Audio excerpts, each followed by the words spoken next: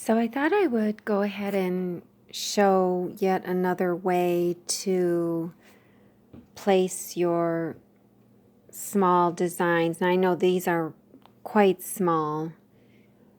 This is for the 4x4 hoop for like a Brothers 600 or just a machine that, just has small hoops. And you can apply this to the bigger machines too. Now, of course, the very expensive machines, like over $10,000, they have it built into the machine where you can take a design and place multi, renditions of the same design. But a lot of us don't have that, so this is a quilt block that I just pieced together, and this is, so you can see under here, it's a quilt block. And what I did was I took flimsy fabric and stitched it on top at like 1/8 of an inch seam allowance, because I don't really know what I'm going to do with this block, and I do want to stitch close to the edge. I do want to stay about 1/2 inch from the edge since this block is already cut. It was just some old pieces I had. And this whole technique I'm going to show you today kind of favors that type of thinking. It's like, well, I don't know what I'm going to do. I want to start somewhere. I don't have a long arm machine. I don't want to pay a long armer. And I want to just layer my quilt sandwich. Now, this is the top. This block signifies the top layer. And then there's a piece of batting in there. It's just warm and white. And then this is the backing. So I did layer my quilt sandwich. And I actually did stitch 1/8 of an inch around the edges, just so I wouldn't have any puckering on the edges. And I probably, if I do this again, I would use my vintage Singer sewing machine that has a chain stitch that you can just rip out stitches, the basting stitches, and also rip these stitches out where I put this flimsy fabric. Now, the reason I used flimsy fabric was so I wouldn't have a big bulky seam here when I do go to hoop this. So, and I may have to put some fabric up here as well.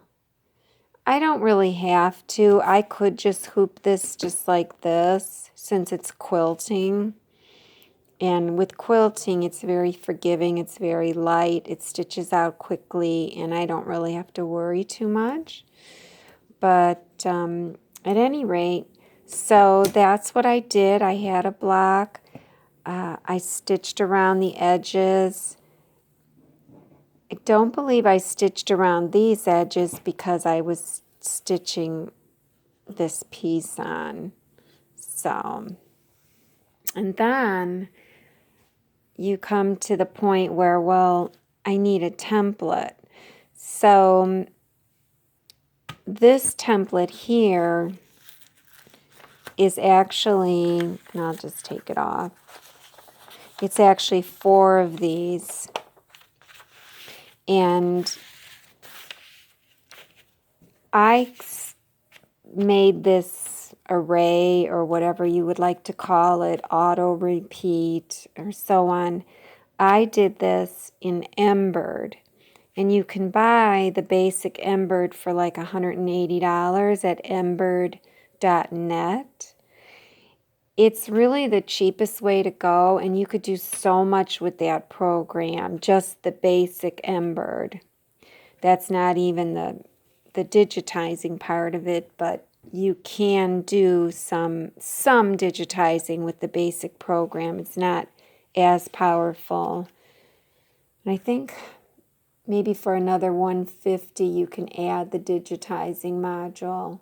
So I would suggest that, because if you try to use a free software to do something like this, you're going to get frustrated.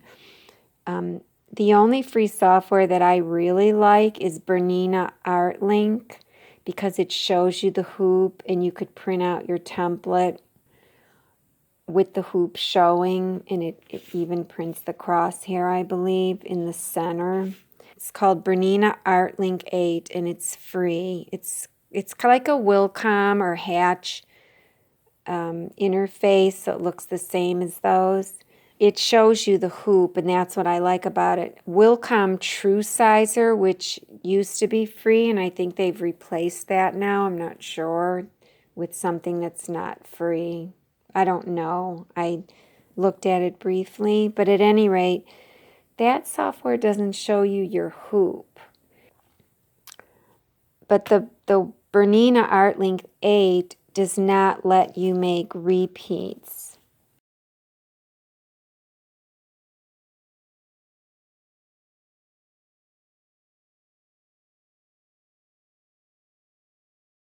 So all in all, in my opinion, I would spend $180 and get Embroidery. I mean, it's cheap, and like I said, you can do auto repeat on it, and you could put a crosshair in the center and just make the crosshair as big as you want. And that's what you really need for something like this.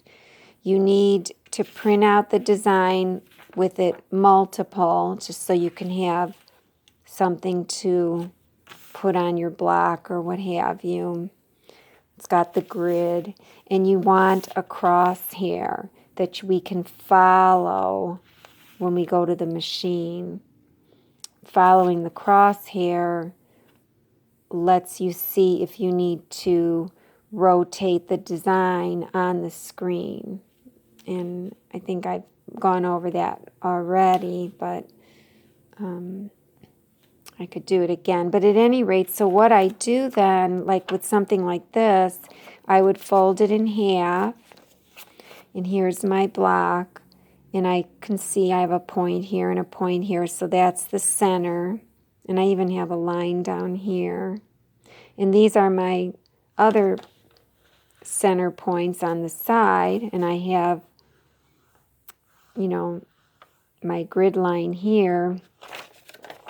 That might even be a crosshair that I put in there, because I believe in Embroidery I told it to make the crosshair just as wide and as tall as the design, this whole design. So it looks like this is thicker. So I'm pretty sure that's what I did. It's usually what I do. And this one is here. So I fold it in half. So here's my 0, 0. And this lines up with this.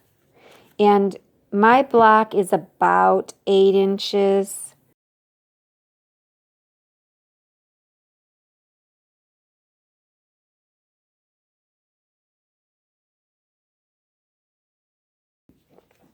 At any rate, if you are still just deciding on what to do, you can always write me on Facebook, Lisa WeQuilt, or email me at wequiltstudio@gmail.com and ask me, tell me what you need, and I'll try to make you a template until you can decide what you want to do. So I fold it in half. This is about 7 inches, so that I have a 1/2 inch on each end. And I line this up, this center line up with this point here, and then this 0 with this whole line here over here.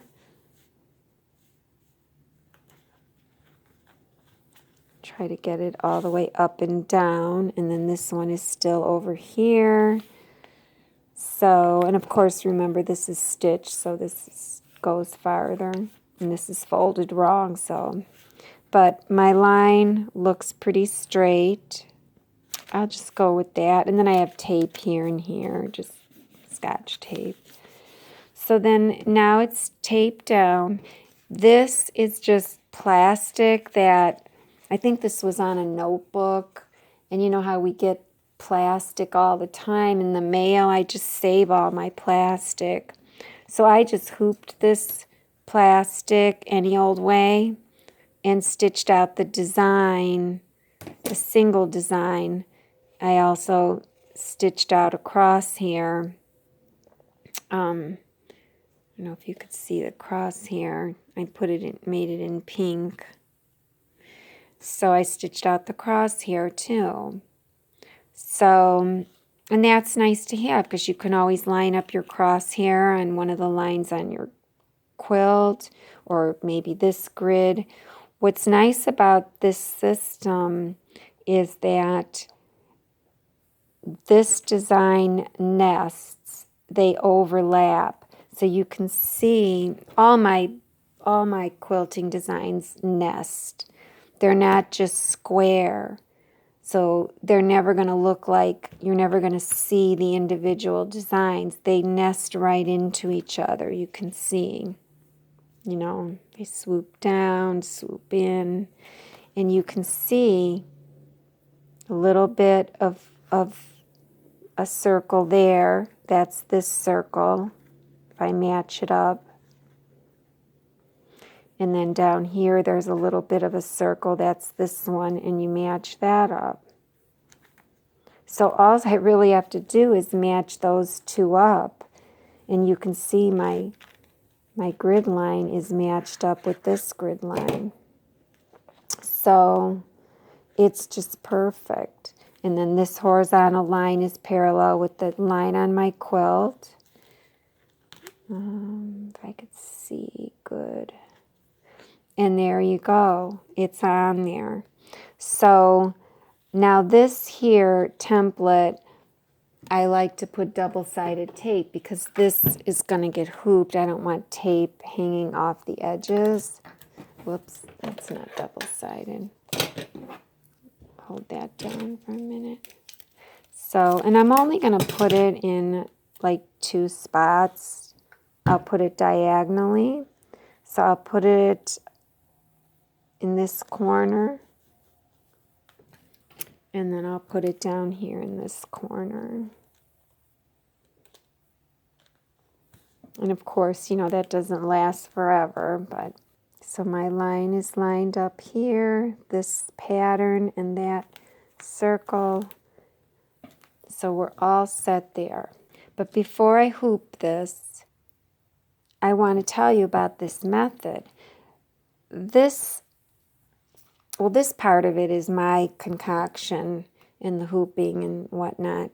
But as far as, you know, how are we going to do this quilting in the hoop and make a huge giant quilt? Well, I saw a YouTube video and the trainer, instructor, educator, her name is Karen Charles. And boy, she's smart. And this was an old video from like 2015. And she suggested that you do this layering of your quilt sandwich, quilt it, and then put the block aside or whatever, or keep going, whatever you want to do. There's so much freedom. And the reason why is because the next time you want to add to this block, this should probably be in the center of your quilt or at one end, because then you just build on it. But you're always building on the end, so you don't have bulk on the right side of your machine, because you're always building on the end. But at any rate, she says what to do is to take your next block, and let's just pretend like this is another quilt sandwich that I want to add. Okay, this is the top. this is the batting. Pimples down, dimples up. And this is the backing. What she says to do is just take the top and the backing, and you know, all this is off. These would come off and we would add to it. But you would take these two and you would go right sides together. So if this is the top, it's going to look like this, right sides together. And this is the back, it's going to look like this. So right sides together down here. And you would just stitch these to your quilt, to your existing quilt sandwich with your 1/4-inch seam. Like I said, these two pieces would be gone. I would have taken them off. 1/4-inch seam, and then you're going to have this seam here, and that's the seam that you just take your batting then and butt it up against, and you just, I think she does a zigzag stitch, and she zigzags it. So then when you fold it back, you know, you've got it. And then you'll have to trim your batting because your batting will be a little bit longer. But that's okay, you know, better to have more than less. And then you just go ahead and quilt this. And the sky's the limit on how you do this. You could technically, since we have embroidery machines, this would have come forward as well, of course. Sorry. You would have had them all forward. But technically, before you put the batting on, you could do this. You could stitch the back and the front, stitch it, but then only bring the front forward, put an applique in there, embroider it, either an applique or just stitch out an embroidery design. Then, when you're done with the center design, you'd bring this back,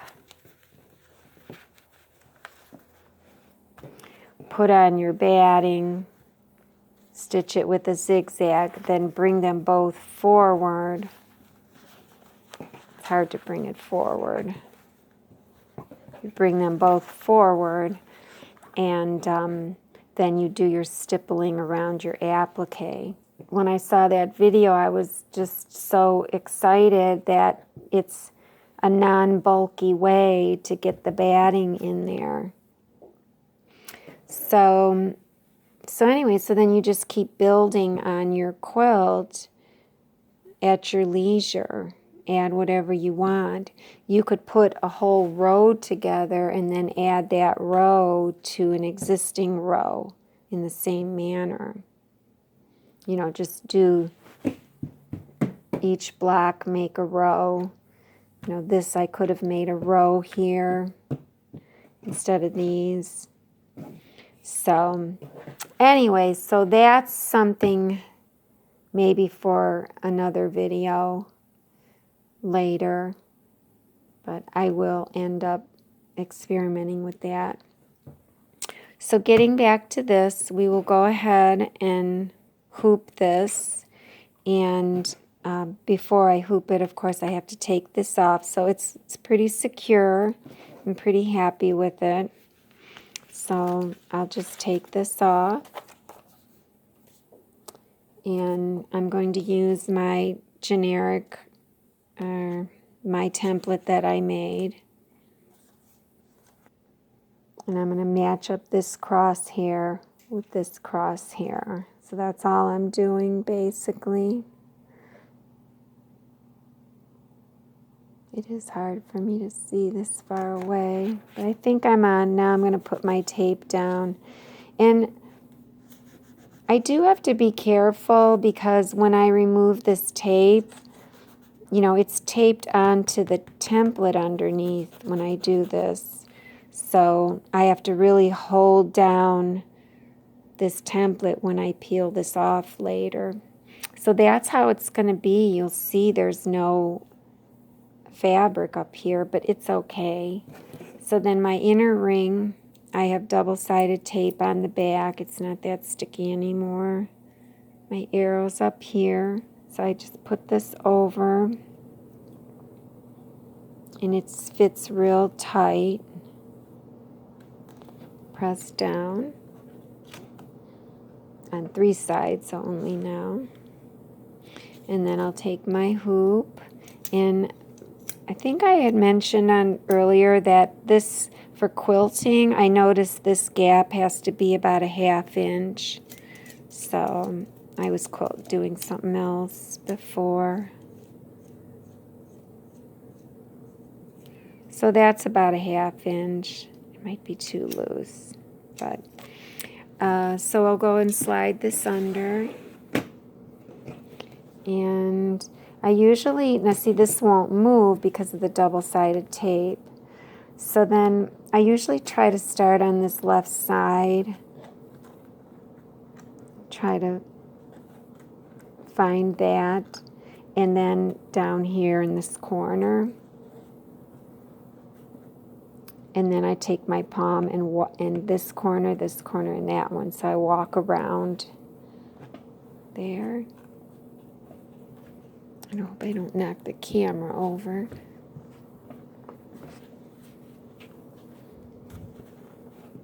Okay, there and there. So there it's pretty loose. So I think it is kind of loose, but like I said, normally you never tighten an embroidery hoop after you've done this, normally on regular designs, but this is just a loose quilting design. It's not going to damage, it's not going to pucker and make everything look bad, so you can do this. Generally with embroidery, if you do this, you know, if you go ahead and tighten it, and you're like, okay, that's good, well then you unhoop it and then just rehoop it without tightening it again. That's the rule, but with this it doesn't even matter. So it's hooped. I can take this out, but like I said, I want to press down. Make sure that's down. It looks like it's not down. Let me make sure. Yeah, I guess it wasn't tight. Okay, now it's tight. And so I'm pressing down on my template as I peel this. When I peel it, I try to like not pull up, but pull back and, you know, hold it down so it doesn't pull that template up. So I'll hold the center down and pull this up, and it looks like everything is still intact. This is still parallel. So when we go to the embroidery machine, we're going to see how good I did. Did I get in the center of the hoop? Well, let's see. Because the embroidery needle always defaults to the center of the hoop. So we'll see how good I did. And if I didn't do good, then I have to move it. Then I check for rotation by tracing the crosshair. Then I may have to rotate it. So we'll go do that now. Okay, so here we are at the machine, and I'm going to pull up this design. So it's on my USB. It's in this folder, and I have to go down here. It's in this folder here. And this is it here. It's blue with a red cross here. And I'm going to hit set to set the design. And remember, this is the screen that only does things on the screen. Like, you're not going to hear the carriage moving when you hit the move button. So we don't really want to use this first screen to check for center and whatnot. So I'm going to hit edit end. This is the screen, the one that says embroidery in the corner. We're not in embroidery, but this lets you go to embroidery. But this is the screen that when we hit any one of these arrows, we will hear the carriage move, which in turn makes it look like the needle is moving. So for all intents and purposes, I didn't say that right. For all intents and purposes, let's think of this screen as moving the needle. And from here on out, let's think of everything as moving the needle. It'll just make things easier. So let me go ahead and hoop this. I mean, not hoop it, put it on the machine. Okay. And so one thing we want to remember is that our machines, and this is like mostly all machines, when the machine is at the beginning of a design and when it finishes a design, it normally goes to the center of the hoop. And I think I mentioned that before. So right now, this needle should be in the center of the hoop, which means it should be in the center of my crosshair that I placed on here. If it's not, then I just didn't hoop directly in the center in relation to my crosshair. So I'll have to move it if I want everything to line up. So let's just see. So I'll take my needle, my hand is on the hand wheel of the machine, and I'm going to dial down. Whoops. And I'm going to see if my needle is in the center. And no, it is not. So I didn't hoop exactly right. It looks like I'm about maybe 1 or 2 mils to the left. The needle is. So the needle's like over here, and my crosshair is over here. So the needle has to be moved to the right. So let me dial the needle back up, come back over to my screen.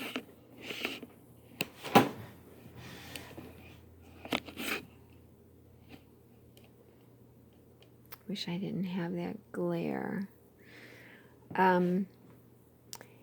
And like I said, this is the screen where you're going to hear the carriage move, but this moves the needle. Technically it moves the carriage, but for our purposes, it moves the needle. So we're going to move it to the right. That's this button here. It's horizontal. And you'll see this up here will change. This is our horizontal direction. It'll change in a positive direction because we're going to the right, just like on a timeline, or not a timeline, but like on a graph, going to the right is positive. So this will change from 0 to 0.5. So it goes in half a millimeter increments. And 1, 1.5, you can hear the carriage moving. And I'm going to move it one more time so you can see the carriage moving. So I'm going to hit it one more time. the needle will go to the right, but really the carriage is just moving to the left. That makes the needle go to the right. So remember, the carriage is attached to the hoop. So the hoop is going to the left, which makes it look like the needle is going to the right. So I'll hit it one more time. So you saw the carriage move to the left and the needle move to the right. So I'm going to dial the needle down now and see. It looks like I can't really see. I think I need different glasses for this. It looks like I am right in the center. Maybe I went too far to the right. I'm going to go back one click, so a half mil to the left. Now I'm pretty good. It also looks like I'm up too high, so my needle is up too high. I want to move my needle down, maybe just 1 mil. So that's going to be this button here. So I'm going to hit that button, and when I hit this button, you'll see this vertical number here will change. So if I'm moving the needle down, this is going to change. Down is a negative direction, just like on a graph. This is the y-axis, and when you go down, you're going negatively. So this one was the x-axis, the horizontal. But so watch when I hit this, this will go negative, and this will say negative. See, it turned to negative, negative 0.5, and the needle moved down. So I'm going to hit it one more time.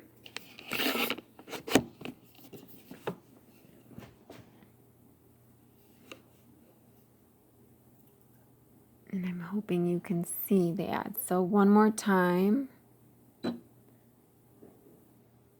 Let's see. It looks like I'm right on now. So I move down 1 mil. And I move to the right 1.5, and you can see that here. I move down 1 mil, it's negative, and to the right 1.5, positive 1.5. So we're centered. And a lot of people think that, oh, okay, we're centered, we're good to go. Well, you're not. You still may have hooped it, and rotated the fabric one way or the other. So the only way to check for rotation is to follow something in the design that's got a perfect vertical and a perfect horizontal line that we can follow. A lot of people will just follow one of those, and that's really all you really need. But I just put the crosshair because then you can confirm, Sometimes if you just drew a crosshair on your fabric, maybe you drew it slightly off, and, So at any rate, to trace this crosshair, we have to go into embroidery and just trace it. When I say trace, I don't mean stitch. I just mean we're following it. So I'm going to click embroidery to get out of this screen, because we're not going to click rotate yet because we don't know if we even need to rotate. And usually I hoop so perfectly with my system, I don't need to rotate. I hope I messed up a little bit. If not, I think earlier in this video I purposely re-hooped. I purposely hooped crookedly. Okay, so I was able to put a light right here, which stopped the glare. So we checked for center. We're good. So now we're going to trace our crosshair. And to trace our crosshair, we have to go into embroidery. And so I turned off my trim, and because I want to bury my quilting threads. I don't want to just cut them. I want to bury them. Even though it makes a tie on and a tie off, they're really small, and I'm still going to bury my long tails, so I turned off the trim. So anyway, so to trace this, here we are on the embroidery screen, but to trace it, we have to go into this minus plus with the needle. So that lets you either go forward or back on the needle, or back or forward on the thread color. Right now, we're on 0 of 2 in the thread. Here's your spool of thread, because we haven't gone any stitches yet. And our needle, you could see also we're on 0. We haven't even gone forward yet. So when I hit +1, I'm going to go to the first stitch of the design, which is also the first stitch of the crosshair, because the crosshair is my first object. So +1 will take me to the first stitch of that first object. And when I hit +1, this will turn to 1 up here. And this will also turn to 1 on the thread, because we'll be into the first object, 1 of 2 color changes or what have you. So for right now, I'm going to hit +1, but I want to go over to the needle so you can see what it does. So just know that's what I'm going to hit in a minute. So I'm going to hit the +1 now, and you'll watch the needle will go over to the very first stitch of the crosshair. So I'm not stitching, I'm just tracing. Okay, so now that it's over there, I want to take my hand wheel and dial it down and see if I'm on my crosshair, because this will tell me if I need to rotate. So as I dial my needle down, let's see. Of course, I'm right on. That's what I mean. It's hard for me to be off the way that I hoop. So I'm just going to pretend like my needle is down too far. So if you take a pen and you put it on your design and you say to yourself, okay, my needle is rotated down below this crosshair. What do I have to do to get my needle back up in line with that crosshair? Well, if it's down here, I'm exaggerating, of course, then you have to rotate the needle. See, I'm rotating this. I have to rotate the needle clockwise. So I'm going to go ahead and rotate it clockwise, but I have to dial back up. So this machine rotates 1 degree at a time, which is kind of a bummer. It's nice when they rotate at least a half a degree at a time. Okay, so I dialed my needle back up, and I know what I have to do. I have to rotate clockwise 1 degree, so I'll hit OK. And to get out of this screen, there's nothing to click, so you click this back button here. That took me into this screen that says Embroidery. That's where I hit rotate, the same screen. Remember, this is the second screen that we can do things on. So we did our moving on this screen. So now we can hit rotate. And I'm going to go 1 degree clockwise. That's this one. It's going like this, clockwise. And you'll see here it's at 0 degrees, but when we go, and this is 0 degrees on a circular graph or what have you. 0 degrees is always horizontal.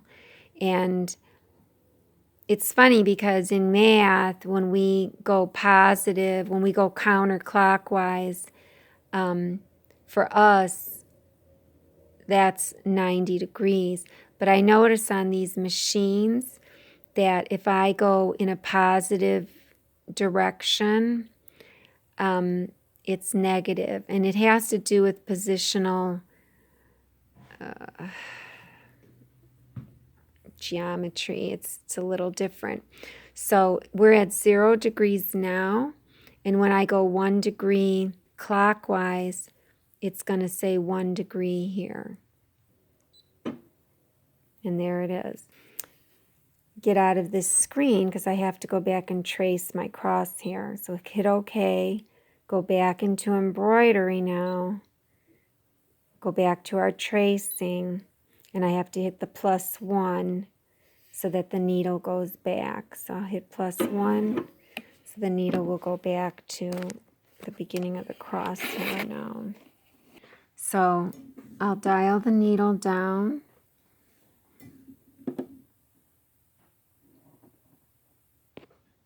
I'm actually right on, so that's good. But let's confirm that. Let's confirm that by going forward, like say 10 stitches. We'll go to the other end of this crosshair. And so dial my needle back up, make sure I'm up. I'm good, so I don't have to get out of this screen again, but I'm going to go +10. And that didn't move very far, so I'm going to hit it again, just so you know. So I'm going to go +10 so I can get over here on this horizontal cross part of the cross here, +10.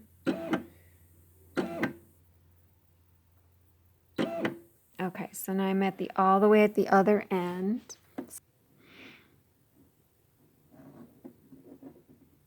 And I'm right on. So that's good. So this is good. So I could confirm it by keep going +10 and confirm it with the vertical, but most people are happy with just confirming it on one of the axes. But I'll just go ahead. So I'll dial it up, make sure I'm up, and I'll go +10. So now I'm up there. I just wanted to make sure I could see it. And I'll dial down. And I'm right on. My needle is right on. And I'll dial the needle back up and go +10. Oh, it's telling me the needle is down. +10. That's fine. And I'm right on. So I'm good. So I had to rotate 1 degree clockwise, and I had to move also to get in the center. So I hooped slightly crookedly. This is so OCD, and especially with these nested designs, you don't have to attach point on point like most of them out there. You're nesting, but you have a gap. So you don't even have to be this OCD. But if you want to, you can. You can do it. You just have to have a crosshair in your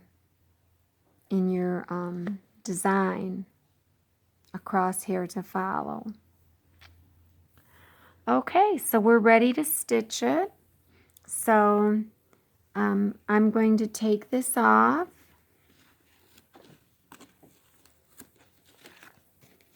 And I'm going to come over here.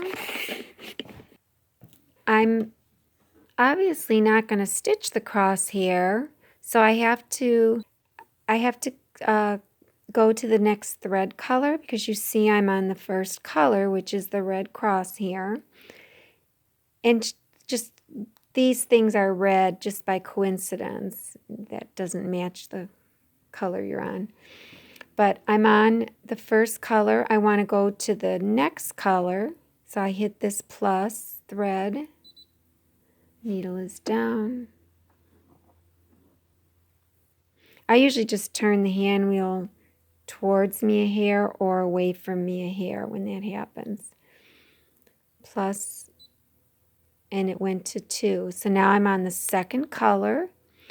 But now that I'm on the second color, I do want to pull up my bobbin thread because I don't want to have a nest of threads because remember this is a quilt and I've got the backing on already. So to pull up my bobbin thread, I want to hit the +1.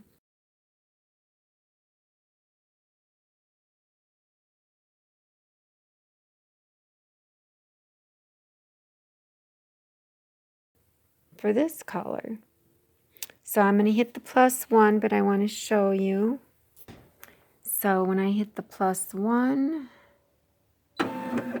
it goes to the first stitch of this block design. So I'm going to grab this top thread lightly. I'll put my presser bar down because I want the tension discs to be closed when I do needle down, needle up. This is my needle up, needle down button, and the needle will go down. So I lightly hold the thread,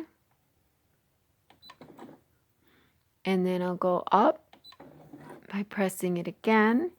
Once the needle's up, I lift up my presser bar, pull on this top thread. Yeah, I don't know if you're going to be able to see this. Probably not. But as I pull on it, you'll see here my bobbin thread will come up because I did the needle up, needle down, needle up. As I pull, and there it is, the bobbin thread. And now pull it out. And now I'll put my presser bar back down, and you'll see that my light is green, so I'm ready to stitch. And I'll just hold my finger on the hoop with this thread. This machine does such a good job of stopping and starting. You don't get a loop or anything when you stop and start. So I'm going to start it, and then I'm going to stop it so that I could move these threads so it doesn't stitch over them. So I got my finger here on the threads.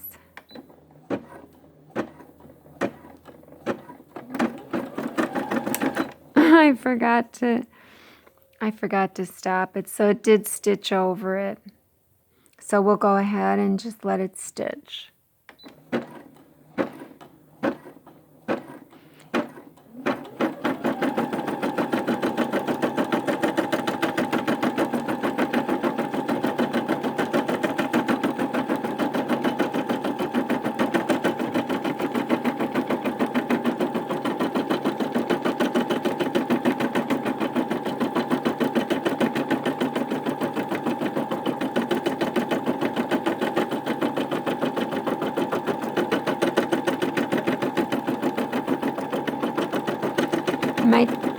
I thought I raised my tension to 4.5. Oh, darn it, I forgot.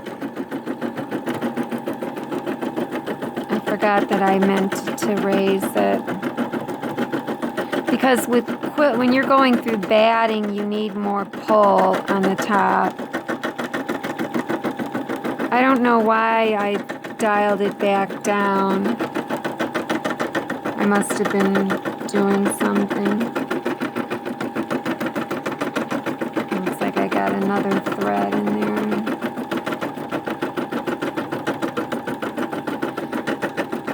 And I know you can't see the thread on this. I could have used something dark, but I just really want my quilting to show.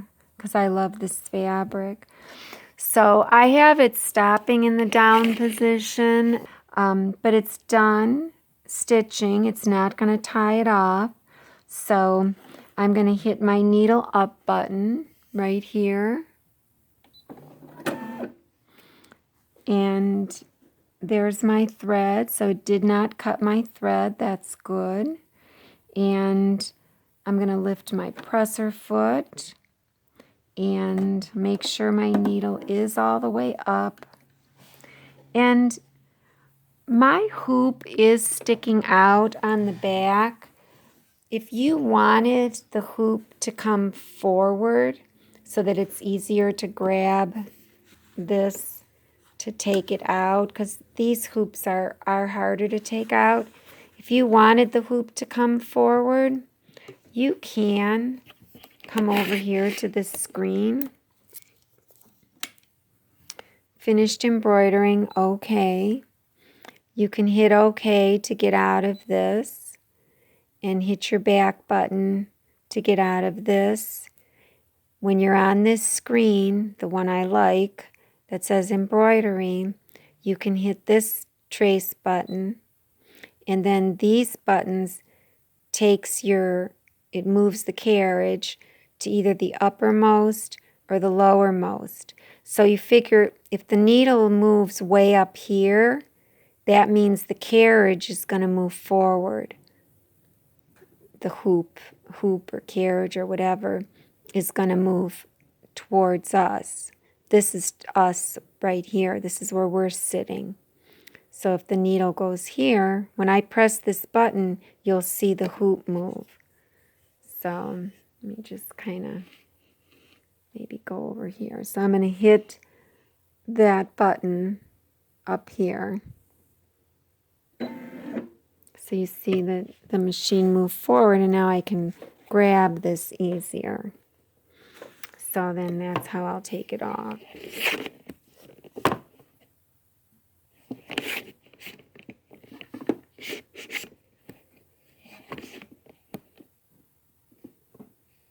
Okay. And remember, I have to cut my threads, so let me grab my scissors.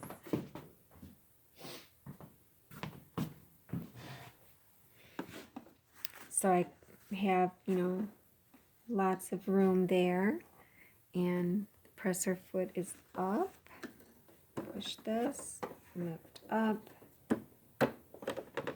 and now I can pull this out. And I want my thread tails to be about 4 or 5 inches long, maybe to the end of this hoop, because that'll give me enough leeway to bury them. Oh, I got tape on there. And there you go. So that's that. Now we'll bury the threads.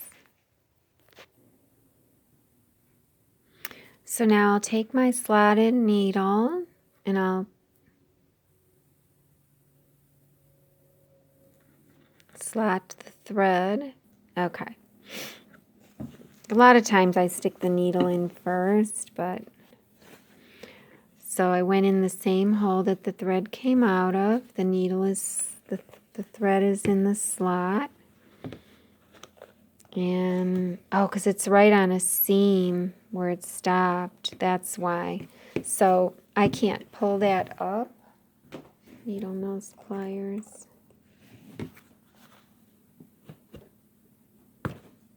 That is never going to come out. But I still have to make a knot. Make my knot. So I usually take my finger and go away from me, twist it, and then stick my thumb in the hole and go like that.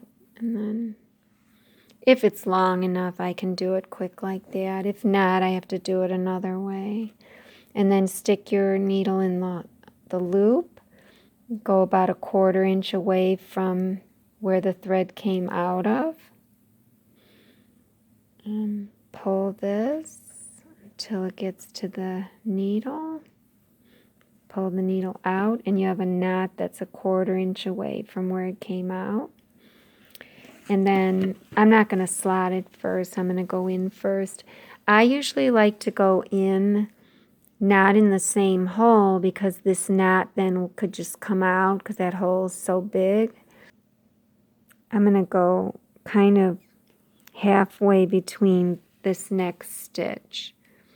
So I don't know if you could see, but that stitch right there, my needle is going the midway point of that stitch underneath it. And I'm going to try to push the needle through the batting.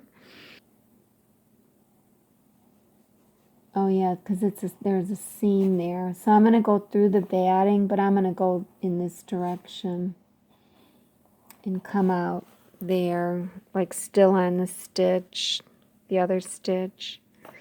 And then I'll slot this. And there it's slotted. Make sure I have enough slack.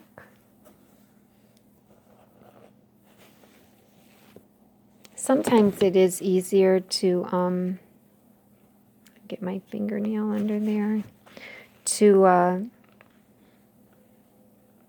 put it in the slot first. I pulled out some of the slack. So now I'll pull this needle.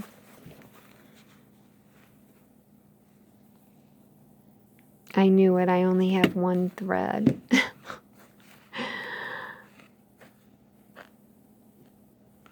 I have to pull it back. I am so sorry. So let's try that again. So I'm going to go in right there, the midpoint. And this time I'm going to try to snap it the other way.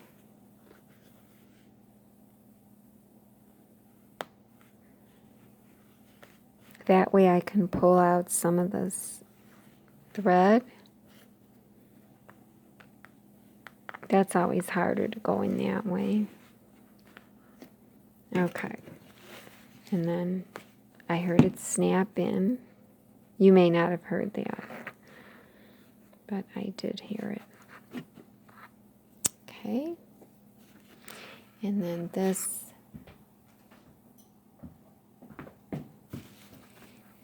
Pull on it and slant your scissor and cut that. And then the other one, if you recall, is on the front. And I really don't have to pull it to the back and then knot it. I can just pull it through the batting right from where it's at. But if you recall, I stitched over it, so I have to pull those out. Okay. So I'm just going to make my knot here. So I'll go like that, put my thumb in, take the thread, take the loop, take my pin, go 1/4 inch away, pull. I'll slot it first this time, just so that I am quicker. There, I got them both. I think I'm going to go this way, and I'll go in the midpoint of this stitch right here. I'm going to go in the midpoint right there. Okay, and I want to make sure I'm just staying in the batting, that I'm not coming through to the other side.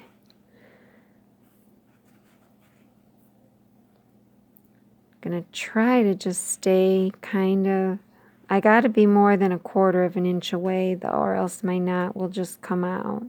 So I might have to go past the stitching, which is fine. Getting old.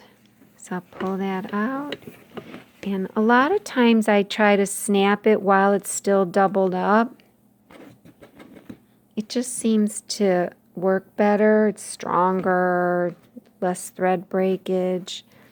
But I don't know. It doesn't look like it went in. So, oh yeah, it did. That's part of the pattern. So it did snap in right there. So we're good. So I'll pull on that. And sometimes it is better to go a little bit beyond where the thread is, because then you run less risk of cutting your stitching. So. And I like to do it with it still in the hoop just because I have all that tension. But you notice I ran the risk of stretching it, stretching the fabric and whatnot. So, you know, pros and cons.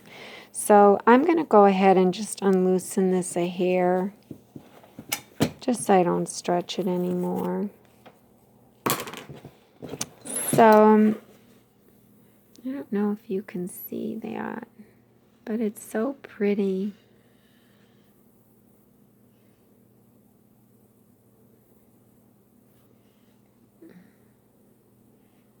It's just beautiful in the back. That looks like that's my knot. And remember, this is a plain backing, white. So most people use a multicolored backing. That almost looks like some of the fabric came through from the front. I don't know why it would be dark like that. It's the only thing I could think of, and it is dark right there, so I don't know. Okay, so that's that method. And then, of course, to rehoop, what I would do is, since I've just done one quadrant, I probably want to go down here below it. So I would take my template and line it back up again. And I know it's hard to see this thread, but you know, I can make sure that this is lined up with that. This one's lined up down here. And this line is still lined up, and this is still lined up over here. And I would tape it down. And then just take my template, top left, and match it up again down here. And then this down here. And there. And there. And you could see my crosshair is slightly off. A lot of times it's not going to be exact because quilting pulls your fabric in, but it's pretty close. So, and this has got a knot there, so.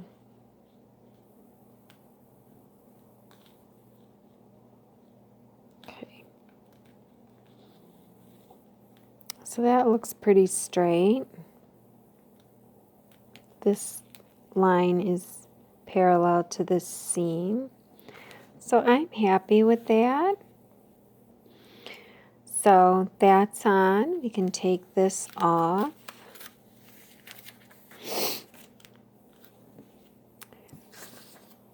Take our little template guide, match up our crosshairs.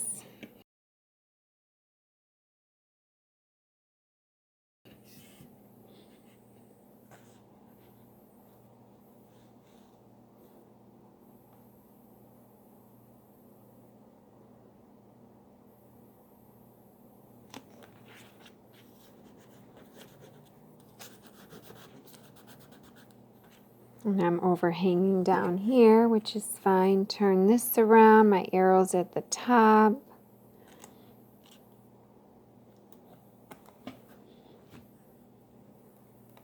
And this can go so quickly, you know, if you aren't stopping talking like I am.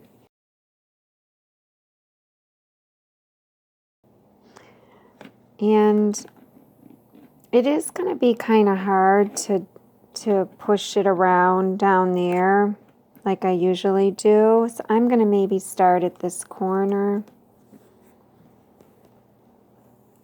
And remember, I did loosen it, and then I'll walk it around this way.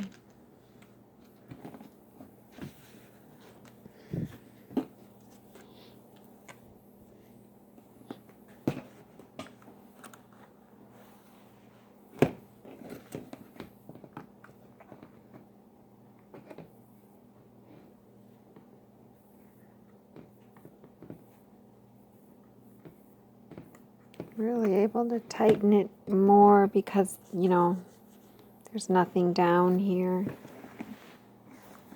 That's normal. Okay, now you could see when I tightened it, my crosshairs are off. I have to think about that because I had to make this design very big, almost as big as what the hoop would take. And the reason why is because my block is, you know, larger, and I wanted it to fill the block. But when you do that, when your design is taking up almost your entire hoop like this, you don't have a lot of margin for error for rotating. And I could see I've got to rotate quite a bit. My crosshairs are quite a bit off. So I might want to redo that. But it's also hard because, you know, it's quilted. And, I mean, I guess you could try and float it, but then you'd have to waste stabilizer if you float it. Now, if you used a magnetic hoop, you wouldn't have to worry about that. And I will be doing some tutorials on that. I have instructions for that. So I dialed it back as I held it down. So I'm going to hold it down in the center and lift this back up. Oh. Did the grid come up? No. Did it? No, I don't think so. I can kind of see my other designs. It's close right here, but it's fine.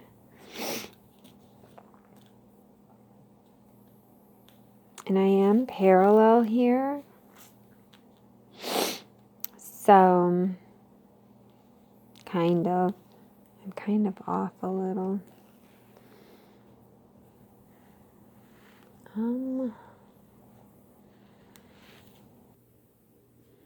So I left off on this screen because I had moved the hoop forward. So I put my fabric on. So I'm just going to go back to center just for the heck of it. It doesn't really matter. This just is a viewing kind of a tool. It doesn't really change anything. So I'll hit OK.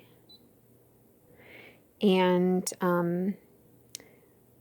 I want to check for center, so it's good that I went to center because that's the first thing you do anyways. So I'm going to dial down, and I'm not sure how much you can see, but if I dial down, let's see. I need to go to the left. My needle needs to go to the left, maybe 2 mils. So I'll come back to the screen, and this is the screen that'll move the carriage. So I'm going to go, so I already was 1.5 mils to the left because of course it keeps your coordinates because I didn't X out or anything of the design. So I have to go probably 2 more mils. I hope I have enough room. Oops.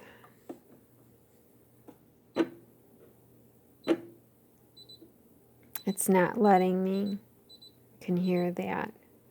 So I hooped a little crookedly. So let's see what that did. I may just go with it, and that's what's great about these nested blocks. You don't have to be totally exact, because I kind of, you know, 1/4 of an inch is kind of the gap I like. So let's see. I'm still to the left, but only a millimeter. So, and it looks like I could move up. So I'm just going to move up. Let's see.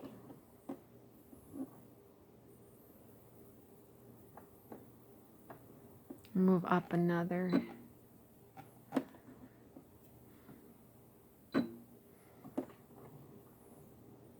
Okay, so it's not letting me move up, but let's see if I need to rotate it, because if I need to rotate it, sometimes that could go towards my favor. So, and I could maybe move it to the right, but let's see. So we'll come over here. So I've moved it as much as I can. So these are my new coordinates now. And I'll hit embroidery. I'll go to the plus minus. I'll go to the first needle.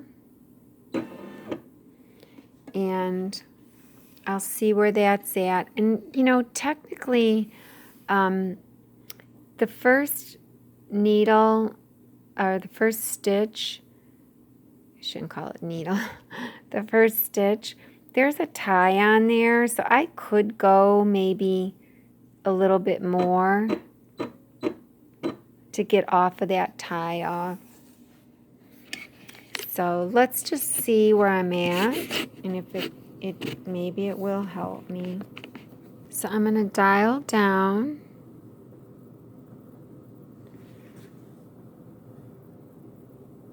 So it looks like my needle is above this horizontal. So it does need to be rotated counterclockwise this time. So I'm going to try maybe 2 degrees and see if it lets me. I think it will, and I think this might help me.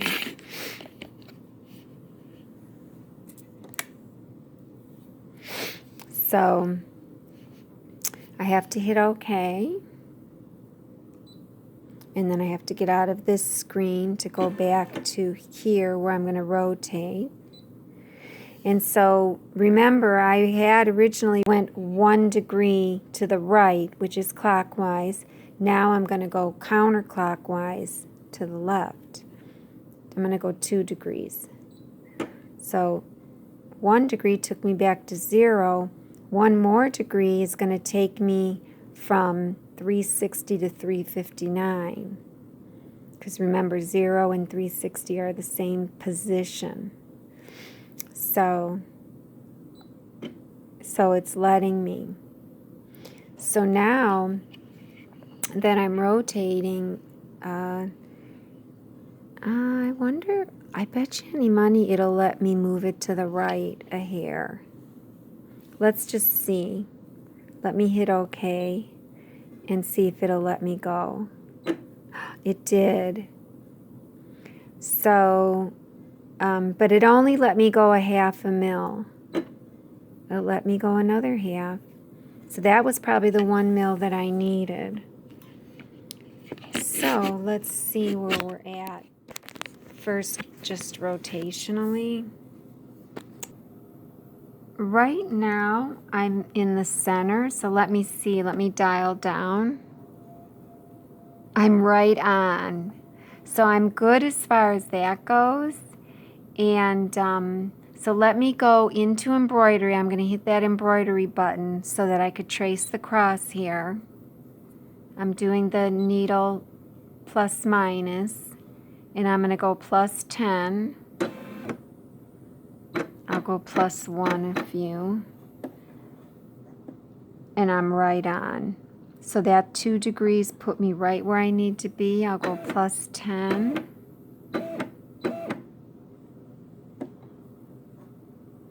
And I'm right on. So that's good. I lucked out. So, and I'm sure I'm fine vertically because I'm good with this line. I'm just going to leave it at that. And now remember, we don't want to stitch this cross here. So we're going to go to the next thread color because we're on the first one. Now we're on the second one. And we want to pull up our bobbin thread. So we're going to go to the first stitch. And we're going to come over here and we're going to take the template off.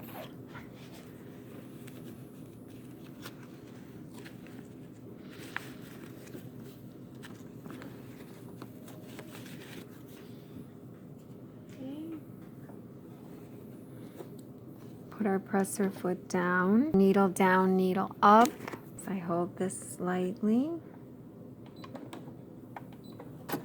Presser foot up, pull on the thread. Bobbin's thread is sticking up, pull it out. Boy, I wasted a lot on that one. Okay.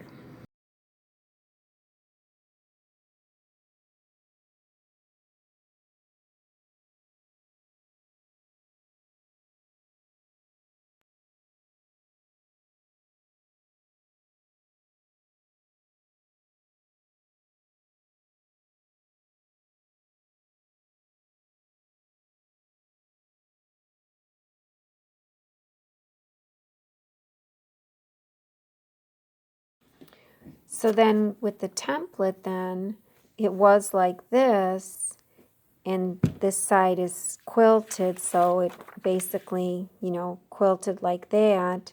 So really you want it to be like this. So here's 3 and 5, whereas before it was 4 and 6. Well, you don't have to worry about opening it unless you want to get your bearings. All you have to do is just flip it, 3 and 5. So, and you can see, I don't know if you can see, but this design, here's the rest of it there. And there's that one. And down here is this one. And here's our center line. And then here's our horizontal axis. There's our point. So it's looking pretty good.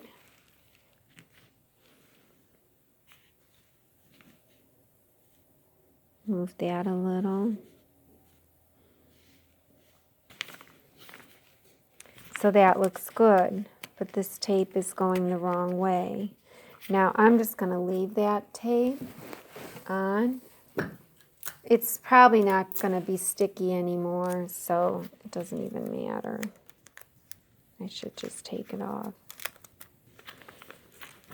But I'll just go like that and put that on. That's ripped. And then I'll just put this one over here. That's fine.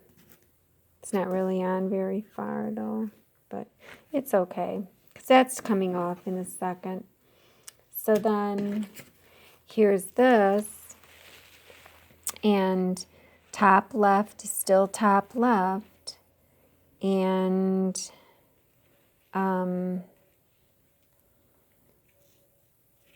this design, remember, is stitched here. This one is not, because it goes with the new design, the new template. So we'll line that up. And that's really the only one that lines up, is this one. And that's fine, that's enough. I have all these other lines to look at. This is parallel with that seam line. So now everything is parallel with the, it's with its perspective seam line and crosshair. So that's good. So now that we know that's on, we can take this off. Put this on.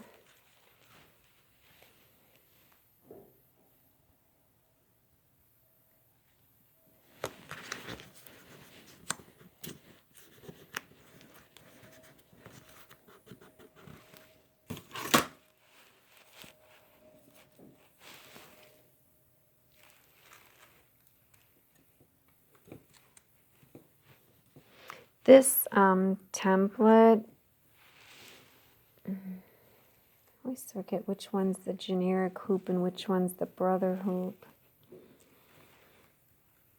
But this template was made for the generic hoop. They were slightly different, and I have another one for the brother hoop.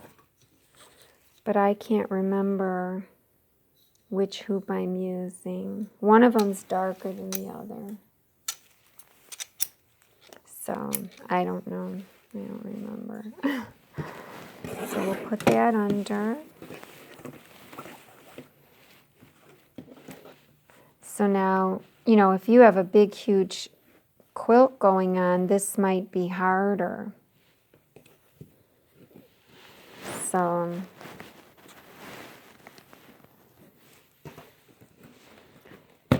now this is going to be tighter down here, I think, because remember I had to tighten it really tight because there was no fabric down here. So now I'm going to loosen it. So, and you don't have to, like I said, you don't have to go block by block. My crosshair is still on pretty good. You can do like a whole huge square if you wanted, like a bunch of blocks together even. I'm going to tighten it. And, you know, so then your backing is huge like that. So you can really get a lot going as far as fabric. But if you only have one square to add, or one tiny row, or one strip even, or a border, or just anything, then you can with this method. So I'm going to go ahead and I'm going to stitch these two out, and then I'll be back. So this block is quilted. And those little circles just look so cute with this fabric. And I know you can't see it, but there's a lot of dimension there. Let me turn it around. And there it is. And it's all nested. It doesn't look like it's a bunch of squares, square blocks. And, you know, then I'll just keep quilting. So I know these have to come off. However, they might help me with hooping for right now. Actually, I'm not sure, because I'm going to have to stitch this 1/4 of an inch, so I'm going to have to take out some of this. Oh, it looks like I already did. Oh, because I didn't backstitch. Or wait, did I do this with the chain? No, I meant to. I didn't. I did it with just a basting stitch. So that's fine. I can just leave that because I'm going to do a 1/4 inch seam. But I don't know what I'm going to use. It's so pretty. I want to use something just as pretty. So I may have to pause this and come back. I just love that. It's beautiful. Just gorgeous.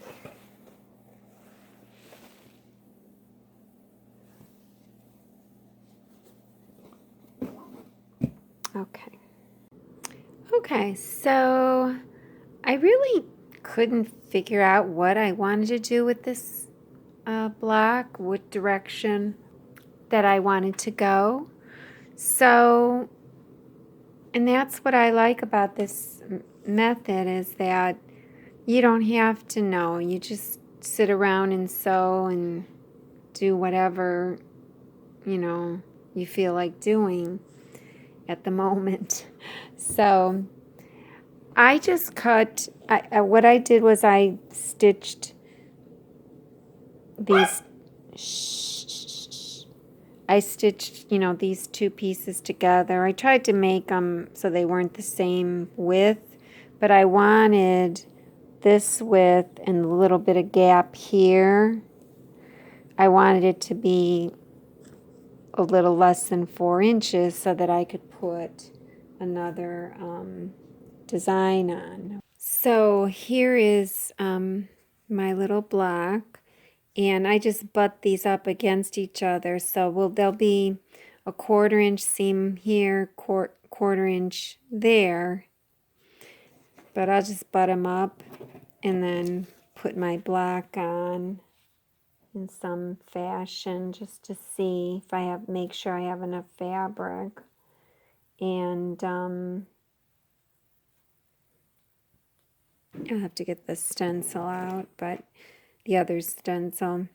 And this is a 1/2 inch, so it looks like I'll have about a 1/2 inch left at the bottom once these two are sewn together. So that's okay. At least I'll get this on. So the other thing I was thinking is, when will I, should I put another piece of fabric on or just stitch the bottom and wing it, an 1/8 of an inch in like I did up here. It seemed to work out okay for down here. So, but when I get to the side, I can't have it where it's going to be, like that with two sides not hooped. So one of these sides is going to have to get hooped. I don't know. I'm thinking maybe it probably, if I'm going to make this into a row, then I should probably put some scrap fabric there on this side. That's what I'm thinking. Shh, Amber. So, I guess what I'll do is I'm not going to stitch the bottom yet because the batting doesn't go on yet.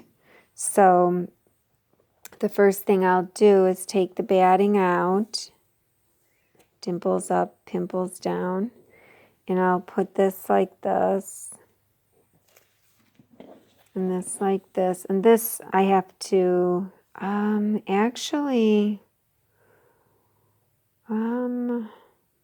I really wanted to keep this sewn in because this corner is not good. I really had to struggle with it because I had to stretch it a little. So,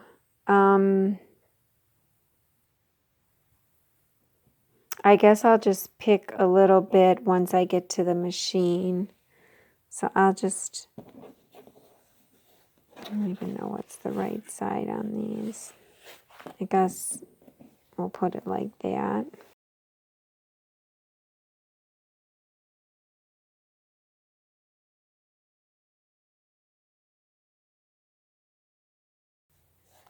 And it looks like I'm short here on my width for these because these blocks were already cut.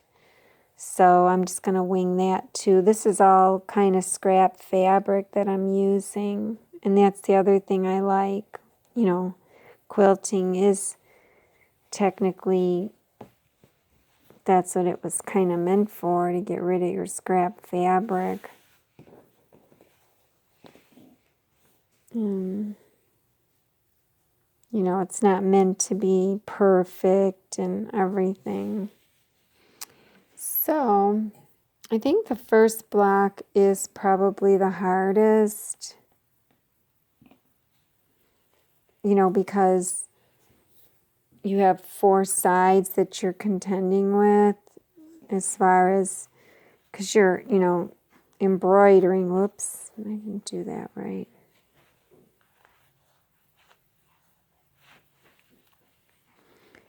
And it's a little difficult, but you know, if you were just straight line quilting on your sewing machine, it might be different, but that's the fun of using your embroidery machine, is you can make such pretty quilting stitches.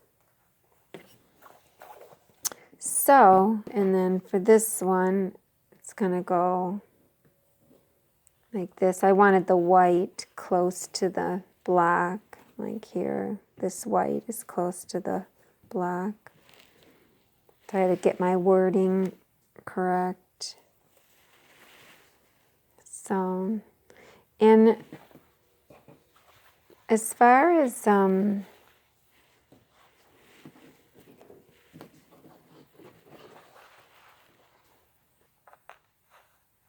I'm going in at a slant.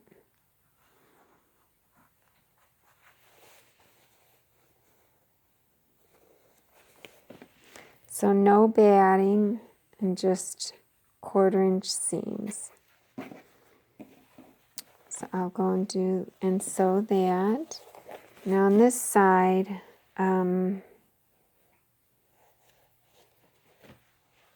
this is the corner where I'm going to pick it out, but I'm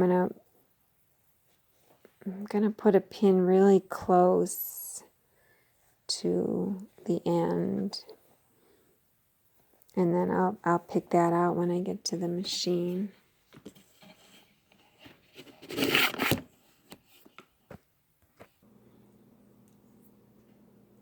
So it turned out I had to make the seam allowance a 1/2 inch because I didn't have enough. You can see it here, this backing from this one. It got pulled in, and that's probably because when I originally basted it, I didn't catch it all when I basted it the first time. So, and I'm fine with it being a 1/2 inch. It actually made this white strip thinner, which is what I wanted anyways. And I may just leave it because, just because of the bulk and everything, I may just leave it. So now what I'm going to do is I'm going to press this and then insert the batting. It's obviously going to be too wide now, or tall. And it's just going to be butted right up against it, the seam allowance, and it'll be zigzagged in. And I can actually do that now before I press it, but then if I did that, then I'd be pressing on batting, and they say not to do that. So I'm just going to go press both of them now. You know, you try not to press your batting, especially if it's wool. You don't want to because you smash it. So, but this isn't wool, but still. So I'll go press this. So here we are at my Janome machine, and I've been doing most of all my piecing on my vintage Singer machine, just because I just like how it sounds and feels. But for the zigzag, we'll have to do this Janome. And this is a ditch foot. It's got a blade in the center. It's an S foot for this. That's what they call it. And I think I got this aftermarket, but the Janome one looks the same. And so let me put that in. So you just line up the slit. I'll show you. So we're going to separate the front and the back, the top and the bottom, I should say. And I'll fold the bottom back. And we're just gonna, pimples are down. The dimples are up because of the needle penetration. And we're just gonna butt these up. And I cut the batting from the other squares, so it might be, yeah, it's pretty close. And so this blade goes in the center of the ditch there. Try to get it. I think I'm okay, but we want to be on a zigzag stitch, so. And my zigzag is 5 mils wide, so the needle's on the left here. I'm going to just dial down. Yeah, I think I've got it. And you know, we're going to be quilting over this, so. I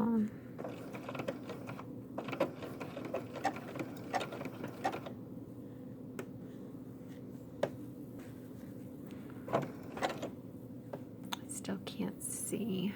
I might have to turn it. Well, I might have to go back this way. Hopefully you can still see. Because I can finally see now. Okay. Needle down.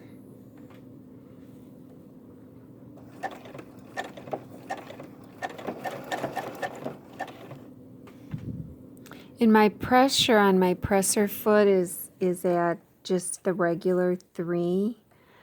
I could loosen it to say, I don't know, I'll just go to 2 and see if that makes it better or worse. Sometimes you're not sure, you know, because I have thick here and then batting here. They're 2 different mediums, but we'll see.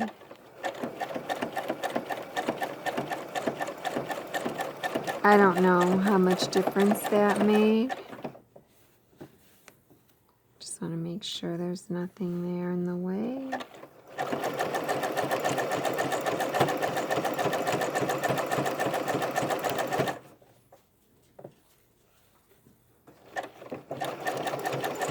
I'm kind of holding them together, trying not to overlap them, of course.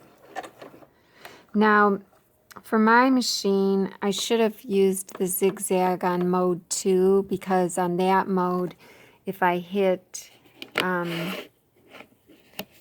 my back button, it's right here, the reverse button. In mode 2, if you hit the reverse button, it'll lock, but I'm in mode 1, I forgot. So I'm just going to go backwards.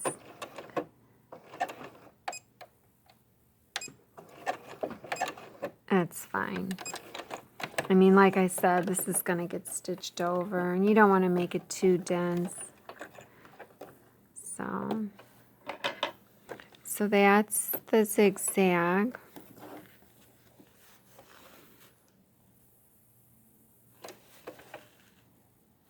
So then it's completely flat here. You've got the thickness of the seam in 1 layer of batting. And then you have 1 layer of batting there. Normally this would be a 1/4 inch, but I don't know. Maybe with this method I'll even use a bigger seam allowance. If you do that though, everything changes on your block. If you're doing like a traditional block, you know, your squares aren't squares anymore. And like, you know, even you could see mine are more rectangles. because I took that 1/2 inch in. But so anyway, so then they'll both be folded over, and I already ironed them. And I can go ahead and do the 1/8 of an inch now on this machine, but I'm not going to because my other machine's already set up for it, and I'll just leave this one. And I like sewing on my other one. So anyways, that's just nice and flat. It's really, really nice. And your quilt is done as you go. I mean, this is a true quilt as you go with no pain. And if you were going to just quilt it with straight line quilting, like stitch in the ditch, I could do that right now if I wanted with the ditch foot. And I could put it, right in the ditch because like these seams aren't pressed open or anything, so it would work. I could just put the needle to the center and because this blade doesn't go in here. It's just up here and it stops right before the hole. But I'm not going to do that, of course. I'm going to do the thing because, like I said, I might be making a bag out of this. I would do a quilt with this method if it were a bigger hoop. But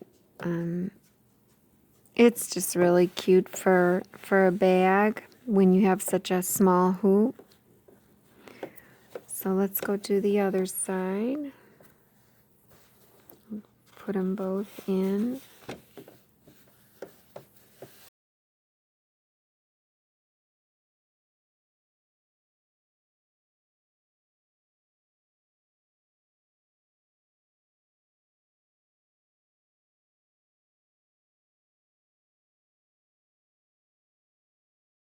This is this is exactly what I love to do. I just love to sit and sew mindlessly and just get creative. I don't like the pressure of having a pattern and, quilt pattern and then squaring it up and, oh my God, it's just too much stress.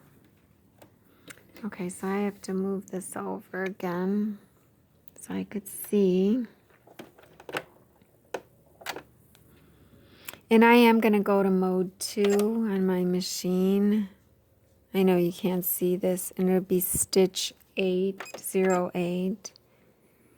And I'm dialing it down manually. And I don't know where my threads are. I'm going to wing it. I hope I don't get a nest. Oh, there they are. Usually I don't have to hold them with the Janome.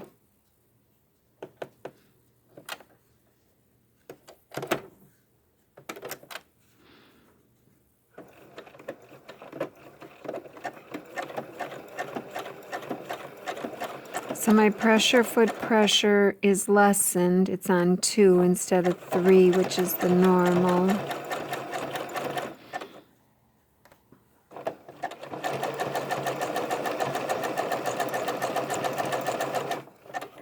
I feel like I'm overlapping.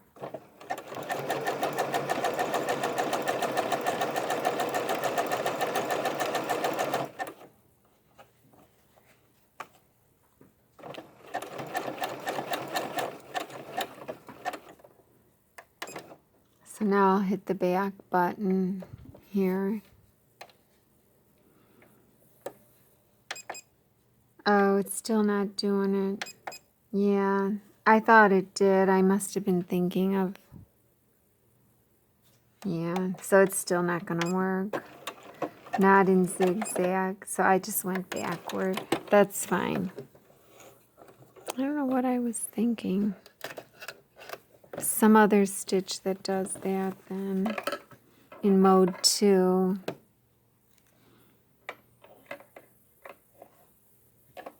I don't know. I don't want to hit the lock stitch because that's too dense. So we'll bring those forward, and there you go. It's already pressed, and it's just beautiful.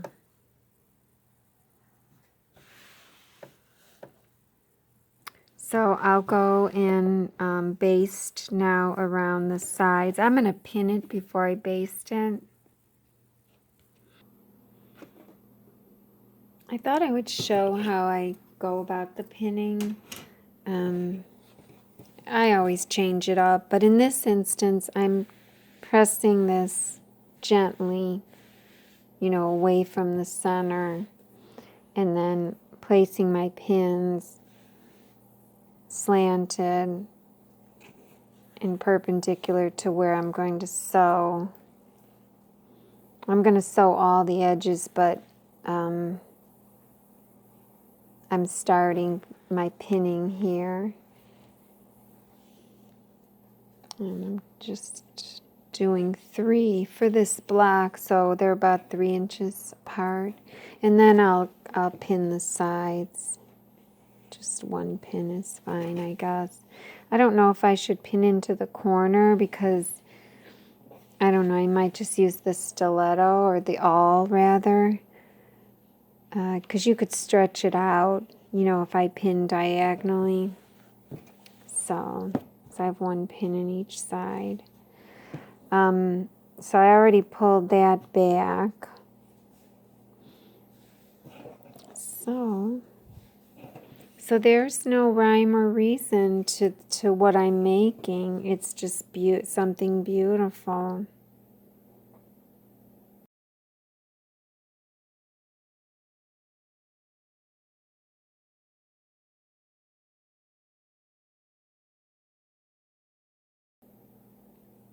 I mean, it's really looking like a great bag. I can picture like a leather bottom and maybe, I don't know, maybe a panel up here going all the way across. But then I have the other side of it. So, I don't know. And, if these are the sides, then a lot of it might be, I won't lose a lot of it. I'll lose more of the bottom, which is why I'd put a leather panel at the bottom. I'll go and sew that, and I'll show you how I sew that. So this is my Singer 1590. It was a 1591, and now it was potted motor, and now it's a belted motor. I converted it, and so it's got an electronic foot pedal and as well. It's a 1.0 amp motor. So I don't need this seam guide because I was using it for my 1/2 inch.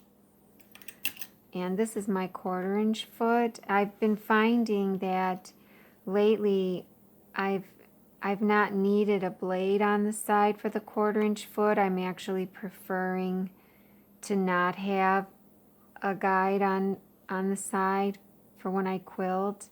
And I think that's what they say, as you quilt more and more, you start to not want the blade on the side because you can see your line better, you can gently veer in or out if you're messing up, and so I'm starting to become part of that crowd. So this foot is an adjustable hem foot or something. I have 2 of them, and I have this one set at like a really narrow 1/8 of an inch, and I taped it, and it's got a really strong spring. There's no plastic, it's all metal. The other one, I have this one set all the way to the end. It's bigger, but it's not really a 1/4 inch. I don't remember what it is. It might be, but I don't know. Let's see.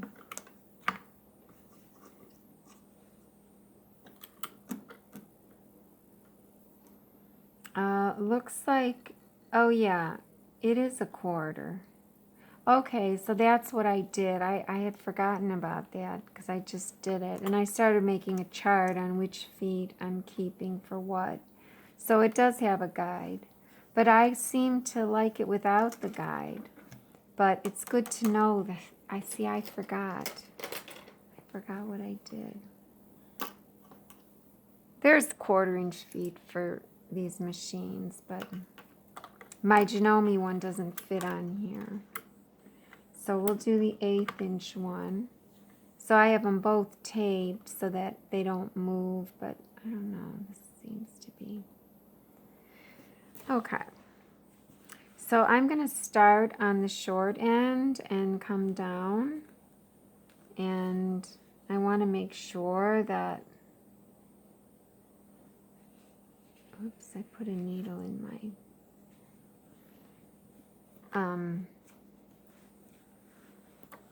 oh, and I forgot to trim this. Oh, I forgot to trim this because, you know, you want it to be flush on both sides. So I'm going to have to go and do that.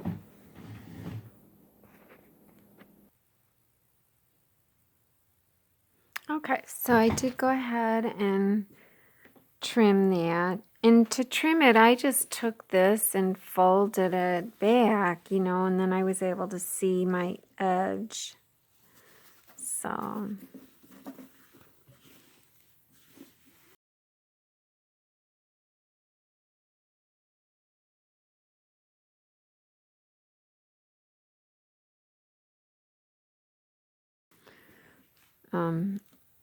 and I could just fold it back to sew this as well.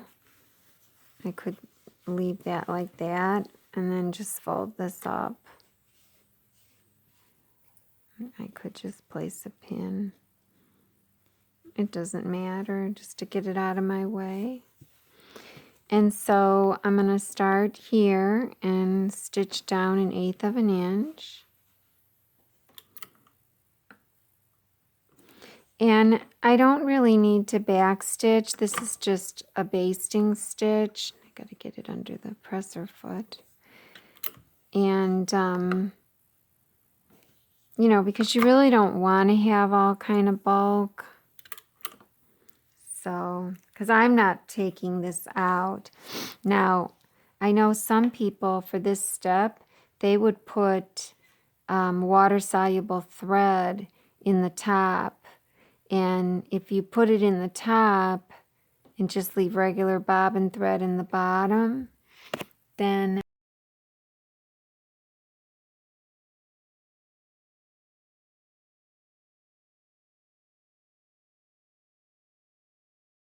the bottom thread will just come off.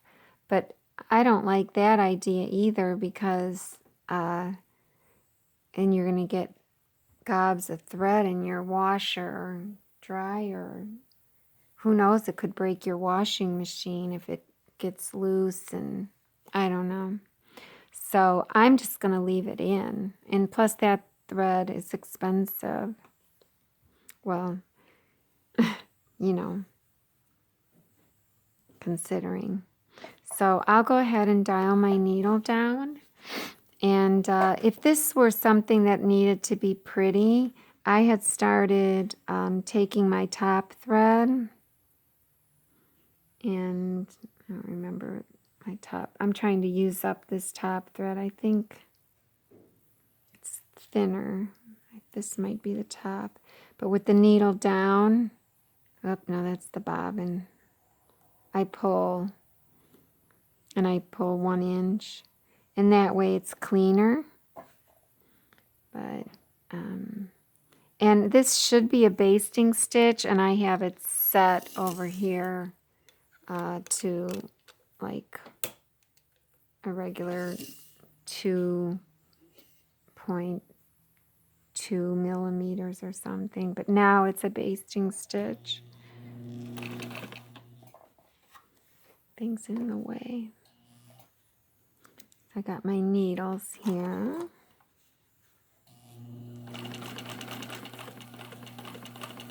I want to make sure I catch everything this time because on the first block I didn't catch everything. Oops. Might have gone too far.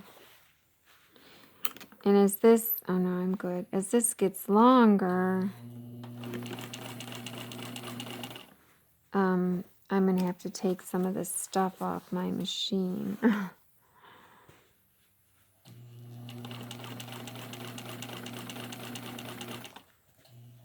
I'm not taking my needles out because a lot of times I place my needles up real high so that if my pin's up real high, because then if the needle accidentally might hit it, the bottom has an easier way of moving to the side. But I didn't let enough stick out here, so it is kind of a bad idea. I should be taking them out, and then in place of that just use my awl stiletto or whatever. It's best to hold it like this, you get a better grip. I'm still wrestling with how I want to use my stiletto or awl. It really is a stiletto when you're using it in this manner. So I'm trying not to pull over here. I'm just pressing with it. And I might not be far enough. No, I'm not. So when that happens, I just lift up, let it go forward, but then move it back. And then, so now I'm coming up here. So hope it looks like it's stretched pretty good. So I'll make sure by pressing with this.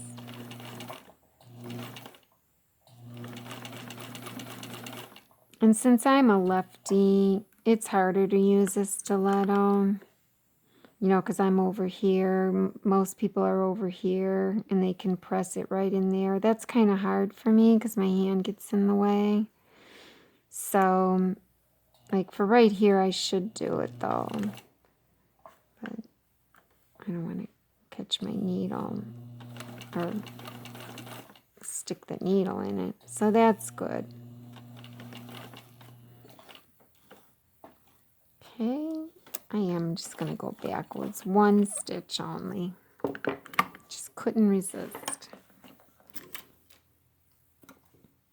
Okay, so that one is nice. So it's all ready for quilting now. So let me take all the pins out. And I'll take that one out too. And I'll do this side. It is better, I think, to do this. It just makes it better for when you're embroidering and quilting. And think about it, when a long armer does your long arming, they base the sides and then the bottom is pulled either with a magnet or pins or another roller.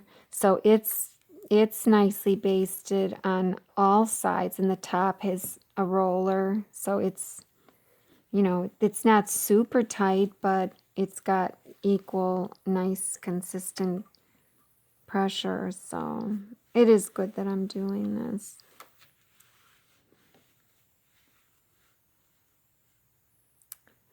I forgot to trim this side. I thought I did. Oh, I did. But I didn't trim it up here. I trimmed this side. So I don't know where my edge is because I have to square it up. And to square it up, I'd have to really take this off. Not really. I can kind of see, but not that great. So, as you can see, my batting is too short there. And then my quilt it's a little messed up. Let me go in and see. So whenever you square up a quilt or a block, you always square up two sides that are touching, that are adjacent. And so you don't just square up one side and then square up the opposite side, because then you could still have a slanted, a skewed rectangle, which is technically a parallelogram, they call it. The sides are parallel, but it's skewed. And ask me how I know. We almost built our barn that way years ago. But anyways, so this is the side in question, but I'm left-handed. I have to cut on the left side. So, and I do kind of want to take this pin out. So let's see what I did wrong here. Because it looks like, yeah, my quilt top is here. But remember, quilting shrinks it in. So you have to be cognizant of that. And so it's almost better to just let it be for right now. And then just quilt it and see what happens. But since this is so far off here, I kind of want to take off just a hair. Just a hair. So there does look like I can take off a little bit there and there. So let me put this 5-pound weight on.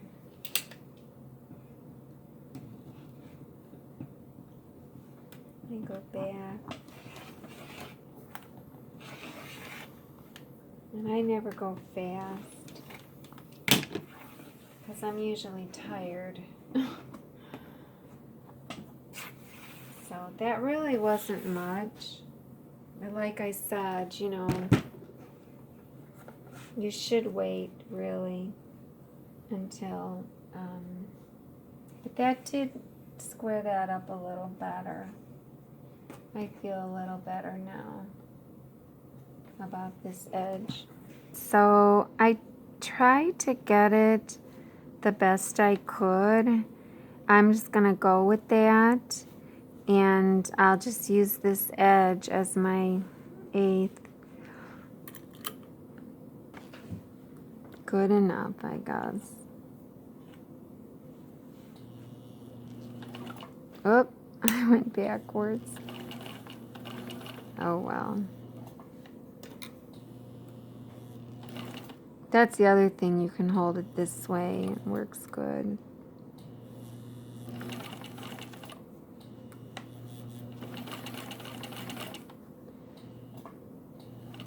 But you don't get a lot of control using it that way.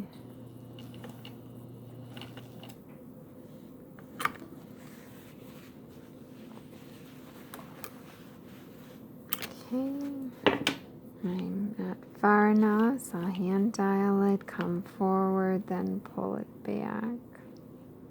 And when you do it that way, it kind of pulls the thread and stretches it back as well.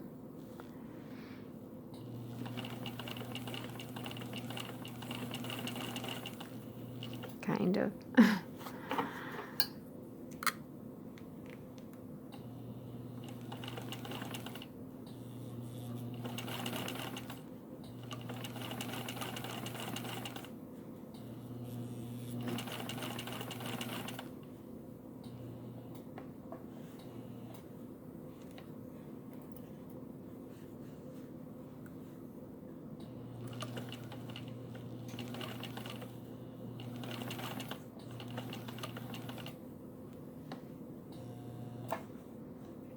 Sometimes I go like that.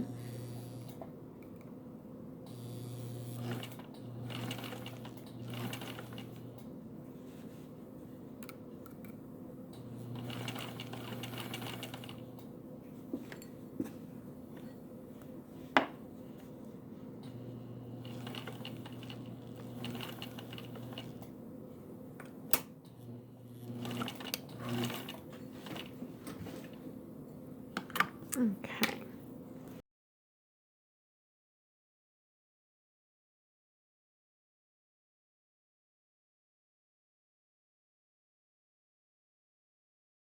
And this tension is 4, but that's how I always set my tensions for cotton. Even the quilting cotton here. If I were top stitching, though, it would be on 5. It would be 1 more than regular cotton, the top. And I usually leave the bottom alone for that.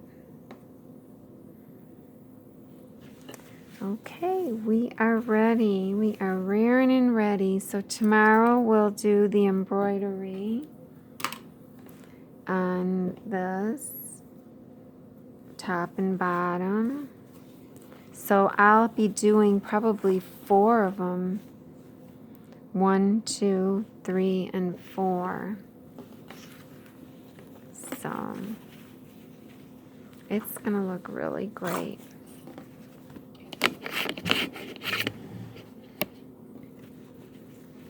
Really, really great.